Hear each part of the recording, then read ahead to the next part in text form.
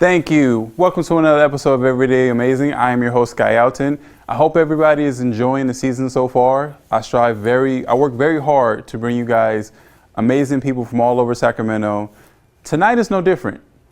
In fact, tonight I have one of the dopest emcees coming out of Sacramento. His name is Mahtie Bush. But instead of me sitting here talking about him, why don't I just show you some of his work? Let's take a look.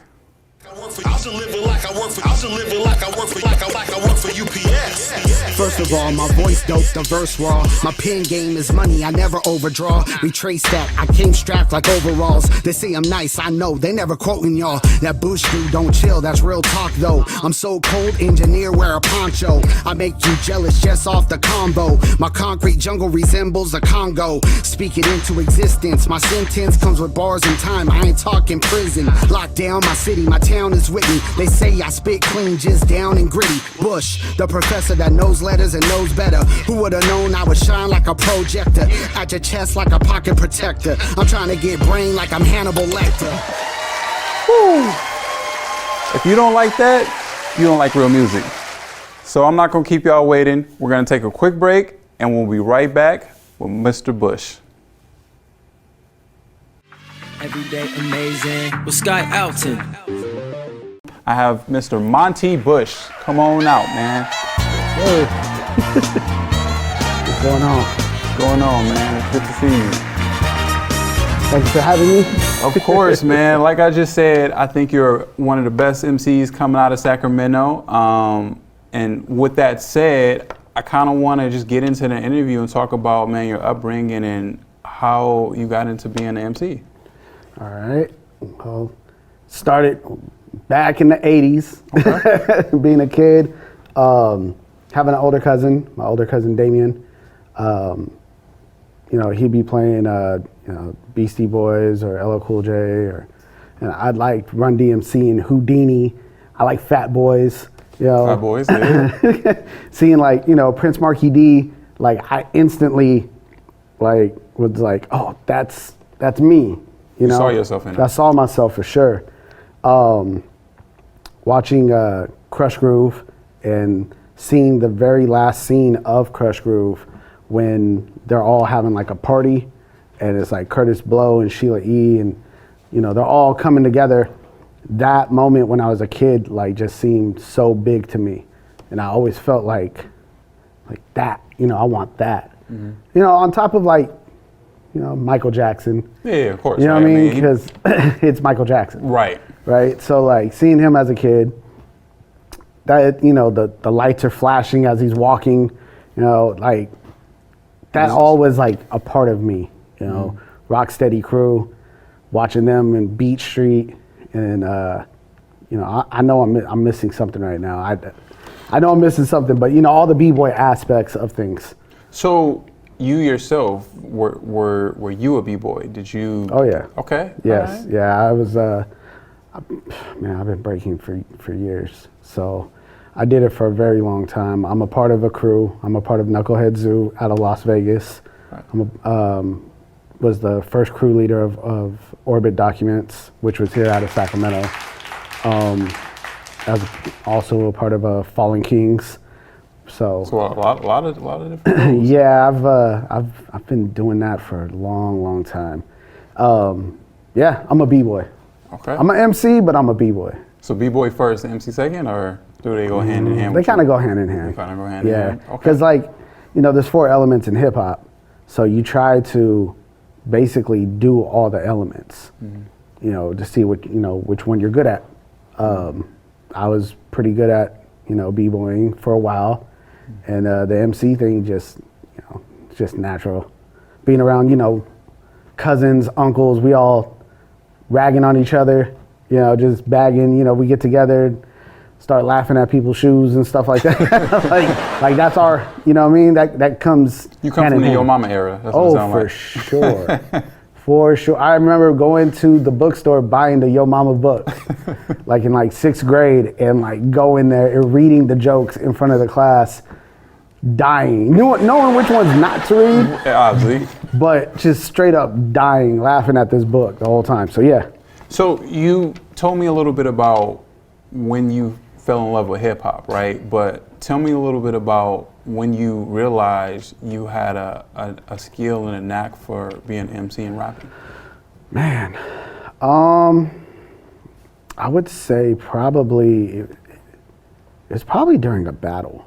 Like I had a battle in like high school, in like the gym or whatever. It was right after PE. This kid, he came up to me, because we were always rapping or just messing around. But he was from New York, and he just wanted to know who was the one that raps around here. And I was like, I do my thing, but like he was like, let's battle. Like he was aggressive, and I didn't know how to take that. I was like, no, I'm good. Like I don't want this. About a week went by, and I was like, yo, let's battle. Let's go. You thought about it for a minute. Like, you know what, man, what am I scared of? Yeah, exactly. And then I just remember everybody in the gym, even the coaches, like standing on top of like the where you sit down on the stools and everything, like everyone was looking over the lockers, and I was just letting this kid have it. I was letting him have it. And after that, that's when it was like, okay, like you felt it, like, okay, I can do this. Yeah, I can do this. I used to cipher and stuff like that before, but I didn't really take it too serious until that moment. Okay. So that was in high school. So high school. That was in my freshman year. Freshman year. Yeah. So then, walk me through. You graduate from high school.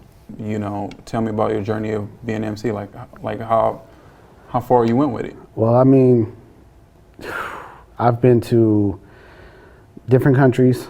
I've been to Tahiti, Australia, Canada multiple times. I've been in Source magazine. I've done a lot. I've opened for Nas. What was that like, man? I just gotta ask. I'm thinking about something. Yeah, Nas. It was incredible. It was right here at the Colonial Theater during the Hip Hop Is Dead tour. I helped throw the show. I was one of the guys that helped throw or put together his the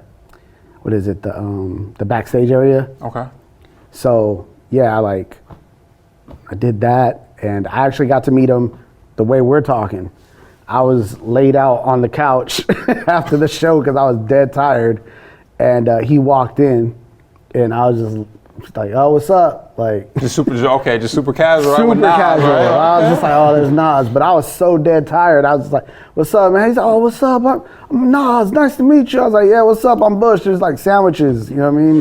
Go ahead, like enjoy. He's all, "Thank you, brother." Just an icon right here. Just go grab a sandwich, man. Yeah. His brother Jungle was with him, and they snatched up all the bottles, like the bottle of Patron and everything like that. So yeah, like I've been around on some MC stuff. I've done a lot.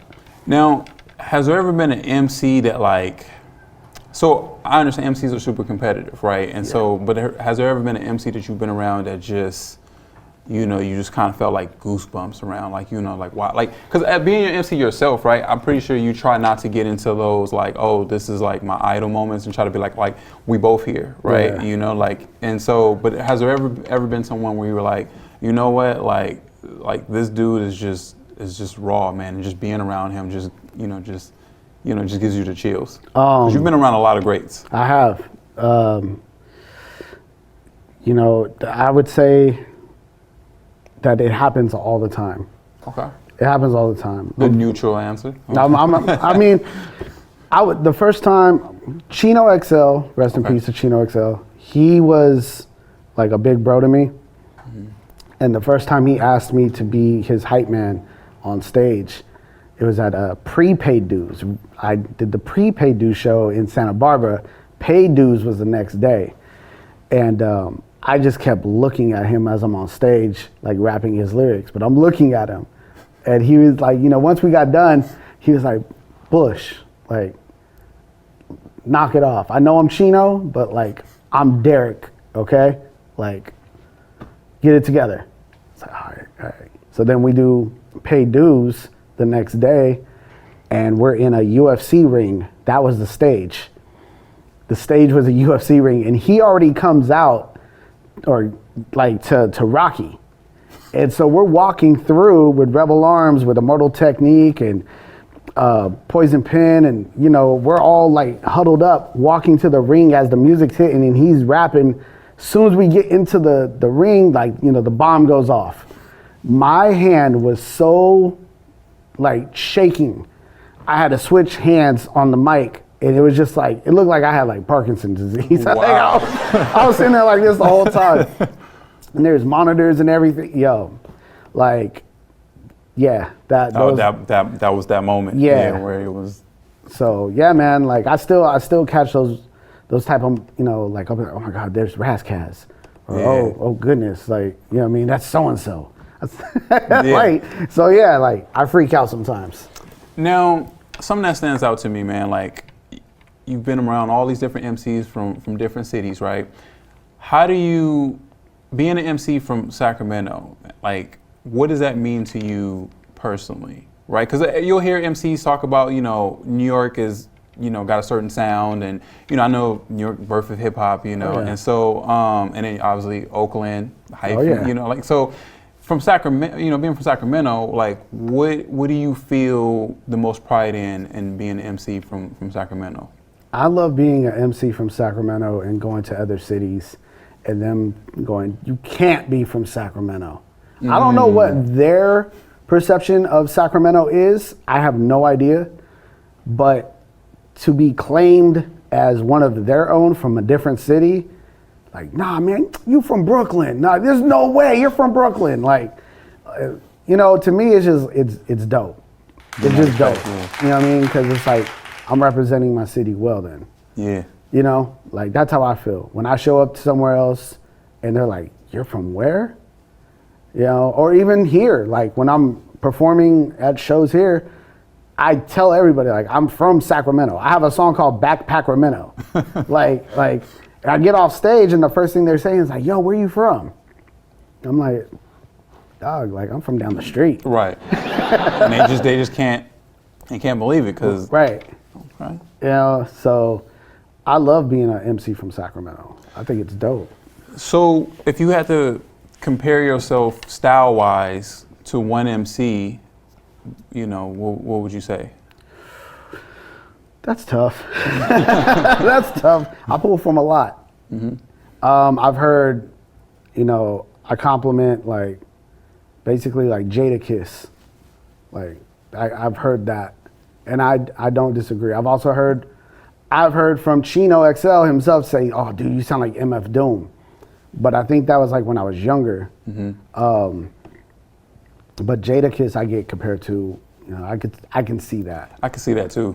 Yeah, I can see Jadakiss. Yeah. So, man, tell me a little bit more about your upbringing and how that played a major role in just like your journey, because I understand like foster care system, correct? And so just tell me a little bit about, man, like what you learned from that and like how that basically, you know, shaped your life to where it is today.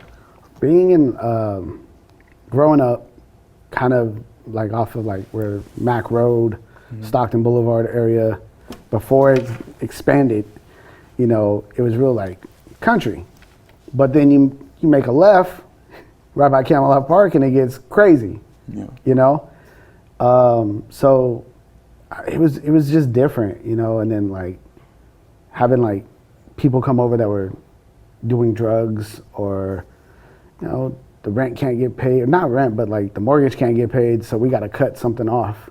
You know, we ain't gonna have a phone for X amount of time. I don't know when we gonna get it, you know? And then seeing like spousal abuse and yeah, you know, just growing up kind of rough. Yeah. You know, it is what it is. It's for me, it's my life, so I don't see it the way other people see it. You know, it's just what I had to go through. Right. But when I was in foster care, I at that time didn't hear any MCs speak about it. So I always felt like I had to be that one. Not until like I heard DMX, you know. Up until that point, I ain't know anybody. So I wanted to be that guy just in case, you know, somebody that's 11, 12 is going through some of Yeah. the stuff that you went through, and you can basically be that voice, basically saying like, I went through it too. You're not Yeah. alone. Yeah.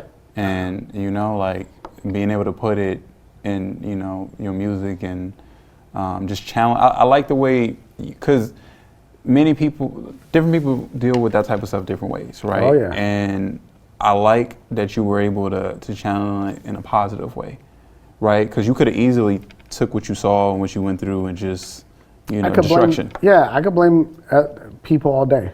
Yeah. You know, I could blame my situation of where I'm at on, you know, my past because of how I grew up. There was like statistics of people in foster care who were most likely never going to graduate and most likely going to end up, you know, either dead, jail, prison, something. And I wanted to make sure I beat the odds. And I'm the oldest brother of all my siblings. We all got split up. We all got mixed up, you know? Right.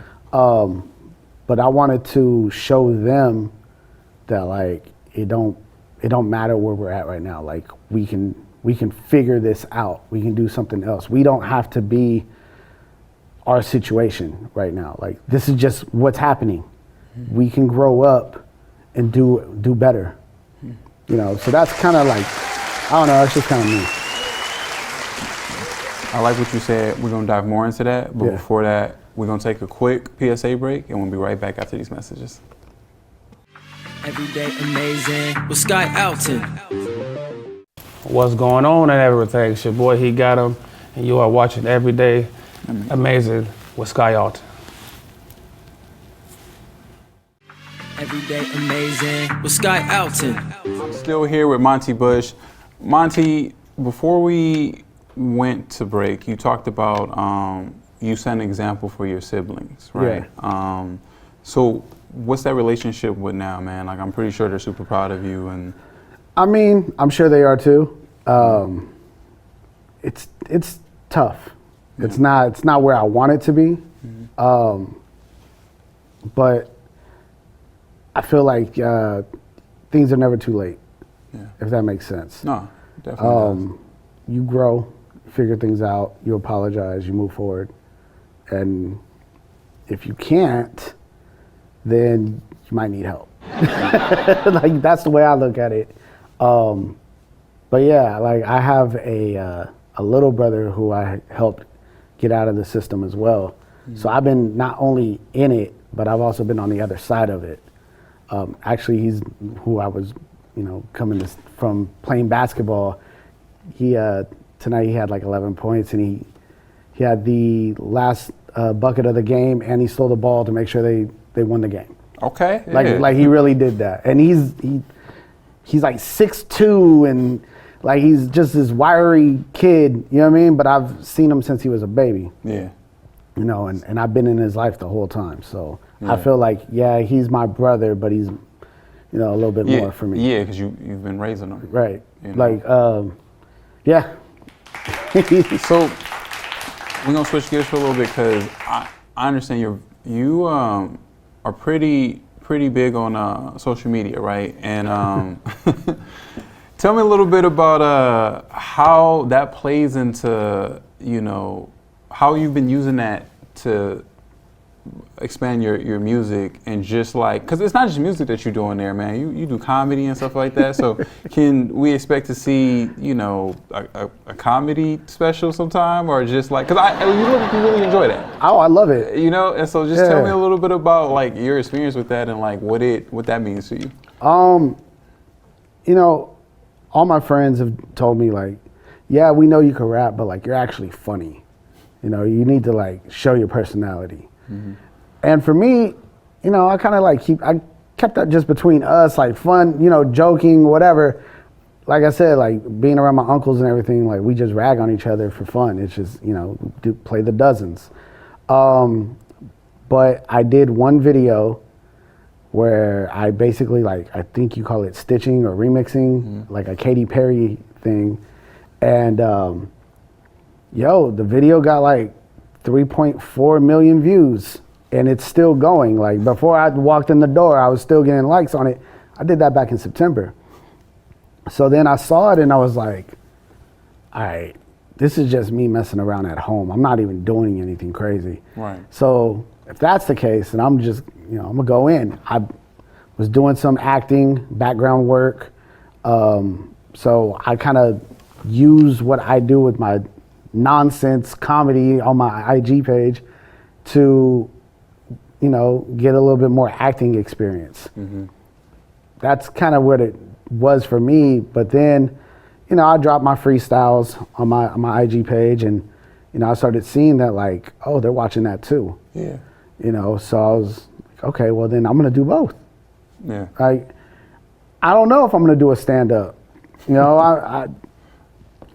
minutes of making someone laugh is hard work. You know what I mean? is. It's hard work to be like in front of lights and cameras. It's different when it's just you and the homie and you guys are just cracking on each other, doing jokes. But to like have somebody sit down and come to see you perform, not just like as an MC, but as a comedian. Yo, that's different. For me, that's different. Right. I'm used to rapping in front of whatever, cause like I'm getting my my aggression out on the mic, But when like you're sitting here trying to like make someone laugh, yo, you're a magician, man. You know what? I only bring it up because, like I said, I've seen your page and I've seen, like you say, you're getting a lot of attention, and I do like that you're still dropping. You didn't completely switch like your passion, right? Right. Because you see sometimes people start with something and that's their passion, but it's not moving for them, or it's not moving fast enough. Right. They switch it up and they get attention in this area, and they never go back to like what their passion is. I honestly think you should do both. So like what you're doing is like, okay, well, if this is getting the attention, now I can put them to where I want to put them. Right. Right. And so, I think you're doing the right thing. Thank you. I look at two people, Snoop, because he's just a household name to everybody, and Jamie Foxx, because Jamie Foxx is hilarious. And he dropped an album before, but no one really cared until he did that Kanye with Twista. And then all of a sudden everybody cared, and now he incorporates all that into his show. Yeah. And I kind of figure that's the lane. Yeah. That's the lane. That would be something I would love to do. I got to figure that out though. No, I can see that. I feel like a lot of the bigger ones, the smart ones, they are figuring out how to incorporate the multiple talents that they have into like a major show. Yeah. But going back to like the rap and stuff like that, man, I gotta ask, because it's a hot topic right now, the Kendrick and Drake stuff. Oh, yeah. And you being an MC, first off, I gotta know how you feel. Who won that battle? Kendrick won. Okay. Kendrick won. It's already done. Like, it's a done deal. You start suing people and stuff, like, you're done. It's a wrap. So as an MC or whatever, what's your take? Would you ever sue somebody over some lyrics, or no? Did you chop it up to the game? No, I'm not doing that. Me personally, we're battling. You win, all right. You know what I mean? At this point, if I was Drake, at this point, I mean, excluding him suing, I would have found out a way somehow to end up on that Super Bowl stage with him as a moment. So you would have conceded and tried to like work together. You won, right? I want to come back to the West. Yeah. like I want to come back out here and get bread. You know what I mean? Like I don't see a bigger opportunity to call a truce than to be in New Orleans at that time. Even if you can't be on the Super Bowl stage with him, at least bring him out. Like, that stuff does happen, Yeah. I mean, it's gonna take a lot of phone calls, because I personally think, like, legitly, like, Kendrick just don't like him, right? Yeah, and so it's a little bit harder to get the opportunity when someone just legit don't like you. I mean, look, we've seen Jay-Z and Nas battle, and Jay-Z said and did a lot of things That's true. towards Nas for years, and then brought it up, you know, and then they end up on the same stage, and then Nas signs to Def Jam, where Jay-Z was the president. That's true. So things can change if you want it to change. That is true. You know, you're absolutely right. That's if I was Drake, that's my direction. I always make fun. I always say, like, I'm not Drake, I'm Cake. You know what I mean? I'm his little cousin Cake. No, but if I was Drake, that's what I would have done. It's not bad advice. Now I want to do something that people who've been watching the show will know very well. We're going to have you pull a card, and we're going to have you answer a question based off the card you get. I tell you now, I have no control over what card you may get. Somehow it's always worked out to where people have just grabbed great cards that kind of fit the topic. Oh. And yeah, it just kind of works out. So it's just one of those things that my audience likes to see, and we're going to do it with you. Okay. I feel like I'm pulling tarot. Let's see. All right. So we'll have you read the question and then just give us an answer. I'm trying to think. What invitation would you love to receive? What invitation would you love to receive? Okay. Yeah. What invitation? That could be any invitation. I mean, it's what you. I would love to receive the invite to be on Sway in the morning. Okay, that's a good one. I would love to be up there. And do with a freestyle? Yeah. Oh yeah. He has reached out and told me, like, you need to talk to my program director. Mm-hmm. And I hit him, nothing yet, you know, but yeah, like, I would love to get up there to Shade 45, freestyle, and see Paul Rosenberg or Eminem walk through that door while I'm doing my thing.